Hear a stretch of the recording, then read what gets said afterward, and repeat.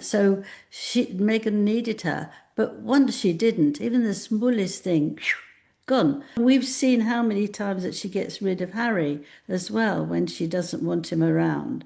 Whispers around town say Meghan Markle's social circle just got a little quieter. Insiders claim she's iced out her once ride-or-die stylist, Jessica Mulroney, like yesterday's cold-pressed green juice. And the evidence just keeps adding up. No tags, no texts, no tulips, just cold, calculated silence.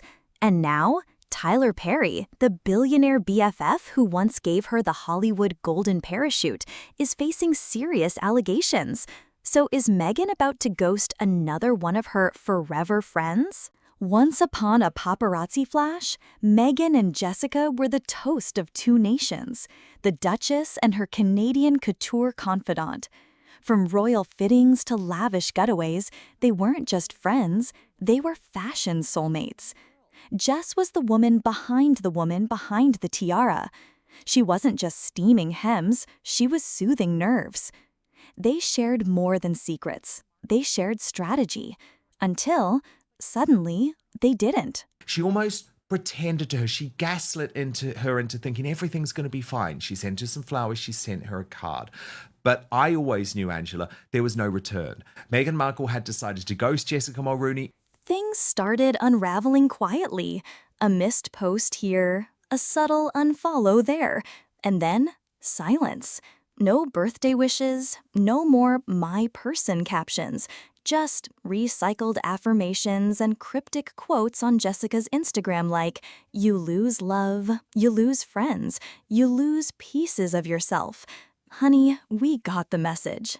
Behind closed doors, the word was, Meghan was distancing herself after a racial insensitivity scandal blew up around Jessica. Never mind the context, never mind the friendship. They were done, clean cut, surgically removed.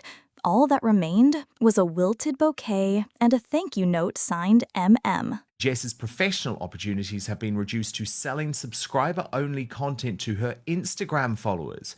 Post Meghan, Jessica's brand took a swift tumble from TV glam to hashtag ad life. No more red carpets, no more reality deals, just subscriber-only content and soft-focus motherhood mantras. The influencers unfollowed, the brand partners ghosted. Once a trusted voice in fashion, she's now clinging to nostalgia-laced charity galas and maybe not reality show teasers. And Meghan? Well, let's not forget, Jess was completely erased from the glossy 6-part Netflix docuseries. No B-roll, no mention, nada.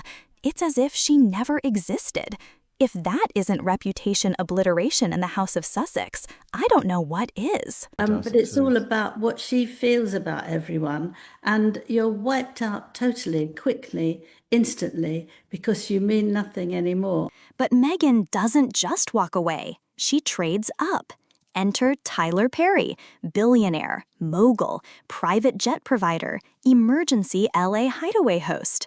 He wasn't just a friend, he was the plan B that got them out of Frogmore. But now, now he's under fire. Accusations, lawsuits, headlines. So, will Meghan hit archive on Tyler too?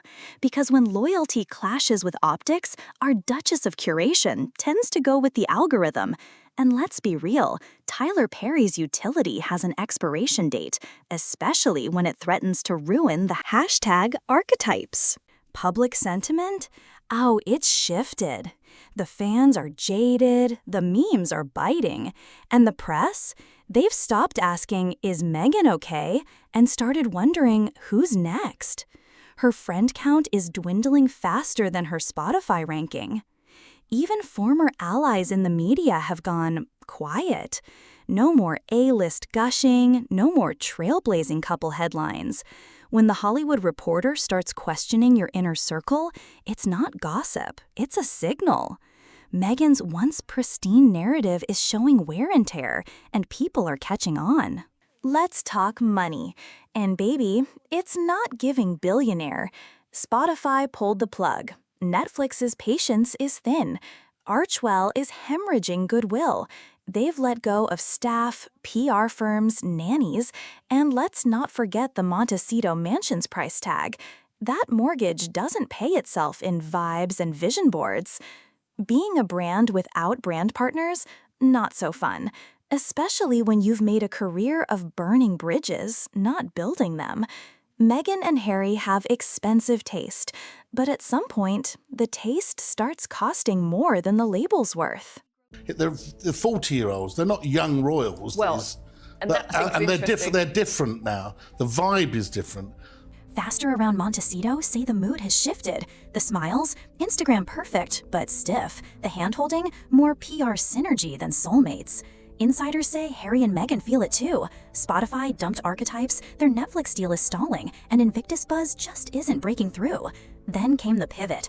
Meghan signs with Hollywood mega agent Ari Emuel, solo photo ops ramp up, and Harry's suddenly popping up at UK events, alone. Oh, and those bedtime diary entries to Archie and Lily? Let's be real, it's not for scrapbooking, it's content in waiting. Something's off, and baby, this isn't rebranding, it's survival mode. Rewind, if you will, to 2018. The world was enchanted. A ginger prince marries the dazzling American actress. Cue the carriage, the tiara, the gospel choir. Diana's son found his fairy tale ending. They were modern royalty, woke, warm, and winning hearts from Westminster to WeHo. Vogue covers, Oprah interviews, a 100 million Netflix deal. The Sussexes were going to save the monarchy or burn it down trying. And now they're struggling to save face. They are practically limping over the finish line, waiting for this contract to expire. Megflix, as of September, will be no more. Whilst they will keep Meghan on their books, I think that's more to do with that they are just waiting tick-tock for the divorce announcement.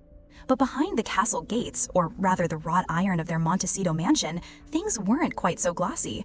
Remember that media blitz, the spiritual healing retreats, the very public private jet trips? Sources say the couple was battling burnout, disagreement over strategy, and a little thing called narrative fatigue. Meghan's inner circle allegedly pushed for A-list visibility. Think Oscars, fashion lines, lifestyle empires. Harry, word is he wanted relevance, legacy, a version of Invictus, but make it viral. Let's just say dueling diaries, folks, and the pens were sharp. Harry did have fears that he might, become irrelevant into his 50s, and, they're making a huge noise at the moment. Then came the flops. Spotify axed. Meghan's Archetypes podcast fizzled out faster than a Buckingham balcony wave. One Spotify exec even called them grifters, not behind closed doors, but in an actual interview. Subtle. Their Netflix docuseries pulled in the clicks, but not the credibility. Critics labeled it grievance TV, and even the fans got fatigue. It was more eye rolls than Emmy buzz. And that $100 million deal? Let's just say Netflix seems more interested in actual content creators now. He then sold a story on the Queen the next day. He appeared on the Today Show talking to Hoda rather than about the Invictus Games, about his grandmother, telling the world that the Queen was not being looked after properly. She had people around her and it was only Harry that she would listen to that could protect her. Meanwhile, the public moved on. Swifties were in their billionaire era, Barbie was running the world, and the Sussexes were bottling jam. That's right, Meghan's big comeback? Homegrown strawberry preserves with branding so tightly controlled, it reportedly comes with a non-disclosure agreement. We've gone from royal wave to royal marmalade. Children's books, chicken coops, podcast ghosts? This isn't a brand. It's a Pinterest board with a panic attack. And Harry? He's showing up solo, looking less like a prince and more like your recently divorced cousin trying out CrossFit.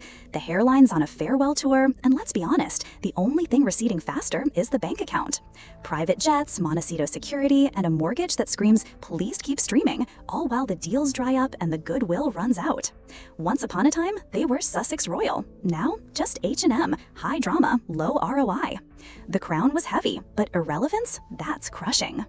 She's writing a diary entry every night to Archie and Lilibet. I wonder what that's for, the diary of Archie and Lilibet. I don't know, it's a nice book. But they know that those two will be, and they've got all their branding around that, they will be something that they will be able to monetize.